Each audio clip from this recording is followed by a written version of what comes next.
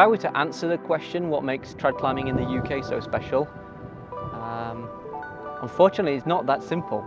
There's actually a multitude of reasons why I think I personally love it and so many people love it as well. I think the most special thing about the trad climbing in the UK is that we have this amazing blend of a very long tradition and history of development in this style of climbing. So whenever you do any routes, you're always leaning on history, and you know the legends, and you know all of the people that tried the routes and the people that did it in different styles. It's to do with the fact that there's an incredible amount of varied and quality rock, but in addition to that, it's also such a complicated place to go climbing because the conditions, especially the weather forecast, can often be so temperamental. And then also I think we have a very strict ethical purity around the trad climbing, and it's quite specific about how things can be done, and it is restrictive, but it's quite pure, and I think that's kind of cool and kind of special about our climbing. When you do finally manage to get all of your cards lined up and make it work, the experience that you have is unforgettable. I can remember almost every single hard route in the UK that I've ever done. Yeah, I can actually barely remember my last 9A Sport route. There's something just really magical about that place. And I think it's like a lot of human experiences, the ones that really make you suffer, they stay with you for a long time.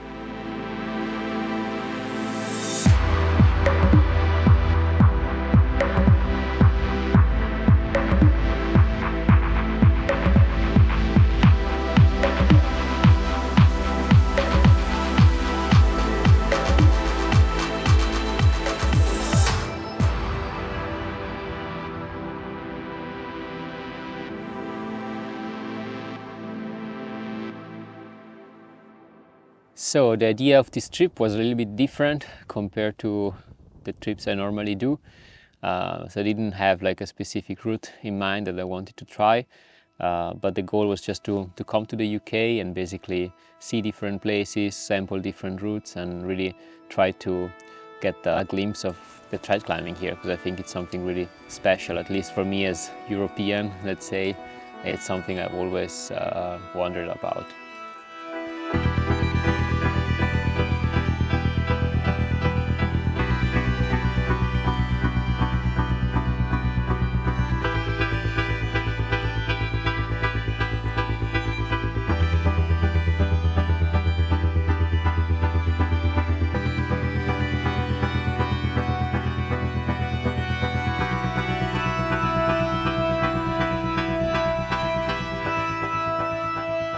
And another big goal for the trip was to try to understand a little bit better this E-grade system. We definitely have quite an unusual grading system, being the E-grade system in the UK. This is something that's supposed to have a number, an E number, which is associated with the overall experience that you have on a traditional route, which is going to be a combination of the physical and technical difficulty, but also the danger. You gonna wear a helmet? I don't know. The beanie feels nicer now. It's one of the most misunderstood elements of climbing in the UK. Oh, it's cold. I think I've never met a foreign climber that told me, yeah, E-grade's great, I really get that. Of course, you can have this weird balance or weird types of routes which can be quite safe but quite hard, and it doesn't get such a high E-grade, or you can have something which isn't that hard but is extremely dangerous and it gets a very high E number. So it's not always easy to understand exactly how it works. Unless you've grown up there and kind of experienced that every single day of your climbing life, it's really hard to grasp what it means because it's so ambiguous. And even though it's summarized into just 2 small numbers, you actually need a lot more information to really understand everything. Yeah, I know. Even though like I'm basically just trad climbing or mostly trad climbing, it's something that I still have a really hard time to understand. And now after almost 2 weeks in the UK, I think I still don't get it, honestly.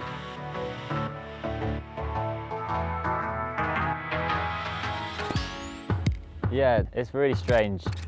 I don't know, there's a lot of controversy at the moment about it. In a way, I can see why it's happening, because it is a bit ridiculous. I mean, today's perfect example. We did an extension to an E4, which was, you know, completely safe. The gear as good as a bolt, and then that was graded the same grade as the very deathy big full potential prowl, where you're going to hit the ground.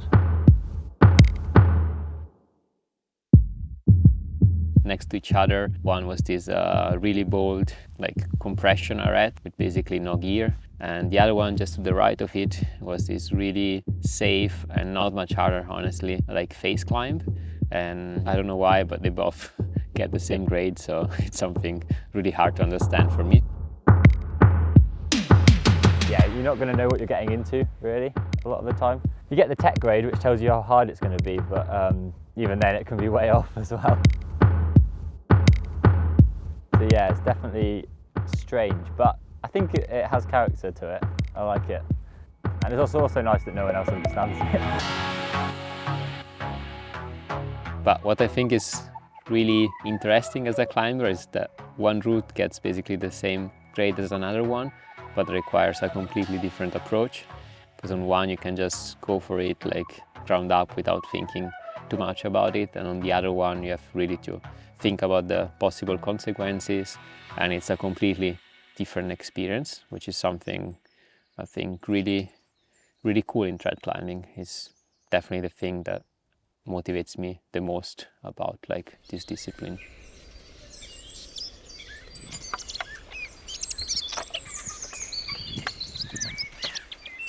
The UK is obviously also known for its like unstable and tricky weather. So definitely one of the things that you always have to deal with in the UK is that we are a country that has 4 very distinct seasons of spring, summer, autumn, winter, but it often feels like you can have all of those seasons in one season. It obviously rained every single day of the trip, but somehow like the rock dries up super fast, also thanks to the wind. So you always can climb a bit, maybe for a few hours. I've totally lost count of the amount of times that I've walked into a crag hoping to get on a project, only to walk straight back out because it started raining as soon as I got there. But also, 5 minutes later, the rain might stop and you might be able to get back on it or get on something else. Yeah. Amazing landscape. It was sunny, super sunny, like 10 minutes ago when Leo started. And as soon as he reached the back, it started to rain. And then he rushed the top, came down. I climbed with two like these nice British conditions. And now I think it's tea time. 2 pitches. But the setting is really nice. It's amazing. All the sheets, a lot of green, some rocks.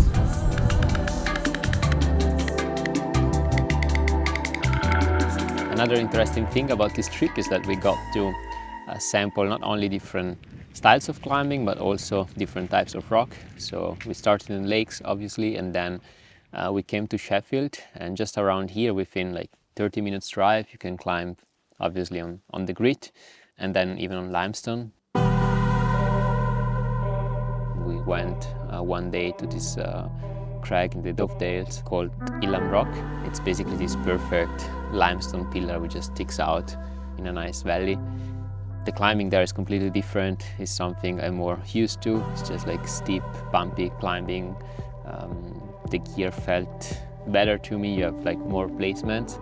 Just something that I'm more used to. So for me it was maybe easier to climb on that style compared to the grit here, which offers not only like a different type of climbing, but also like requires different skills in like placing gear and managing like falls and stuff.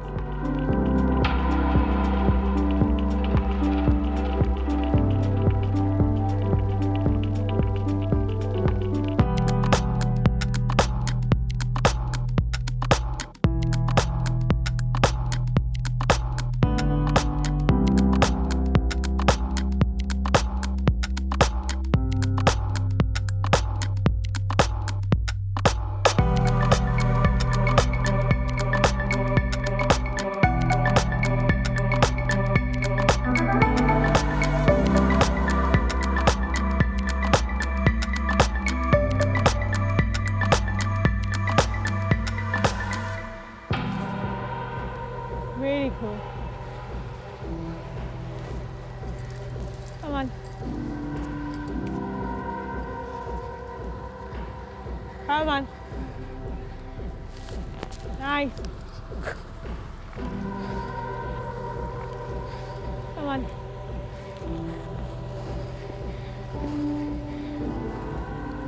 So good. Really good. Nice. To me, one really interesting thing here is the gear that sometimes you use. I would say that it's really creative how they use the gear here.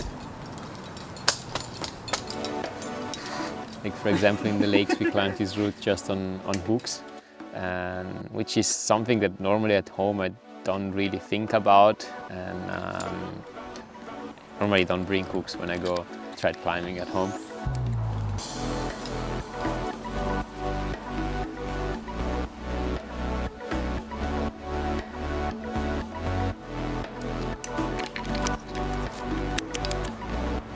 And actually the route protected like that felt quite safe. And another really cool thing linked to the gear is, for example, here in the Peak District, there are some special piece of gear which are used on certain routes that can basically be borrowed at the local climbing shop, at the outside shop.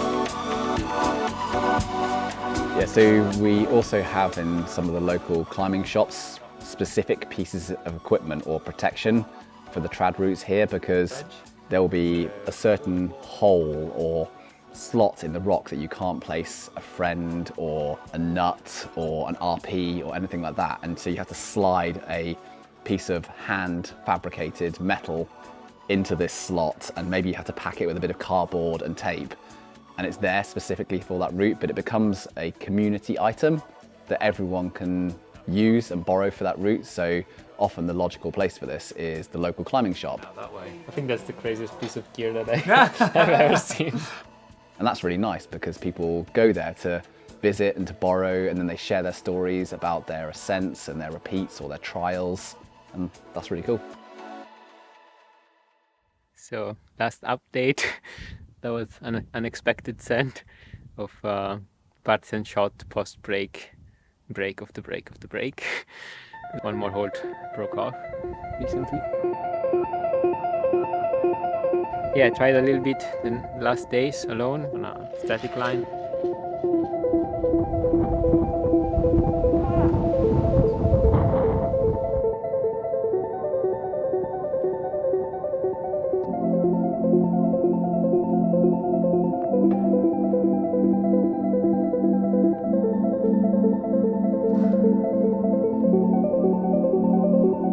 Today was the fourth day on, and we didn't have a belayer, and our flight is like in 2 hours, basically.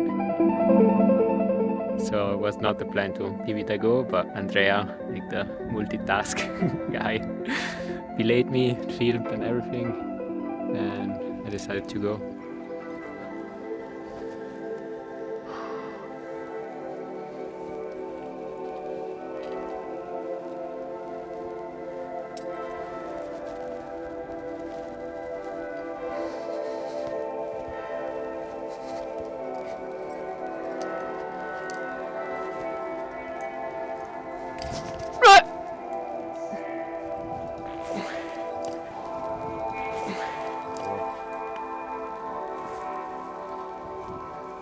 The lower part it felt way better on lead than on working it on a grigri alone. There is like a new hard move just before the gear in the flake, and then placing the gear on lead didn't feel too bad, but definitely add something. And then when I was at the rest, it started to rain a little bit, so I was kind of freaking out. But then I decided to just go for it, and everything felt pretty smooth except for the foot swap on top. I was like standing there and I was like, if I spend too much time I'll just slip off, so I kind of committed and didn't feel like super solid honestly, but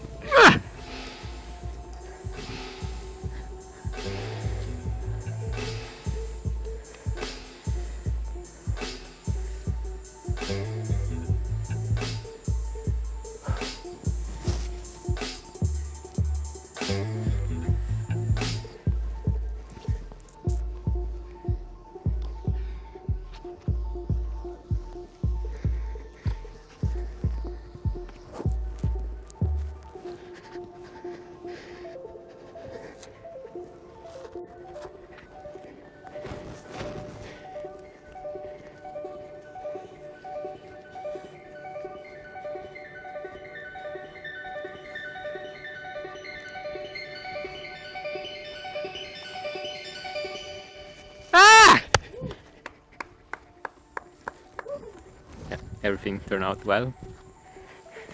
Fuck yeah! Now we have to look at our plane, yeah. We have to leave actually. I'm really happy with it. Now I can go home with one trim line less, but many more to do.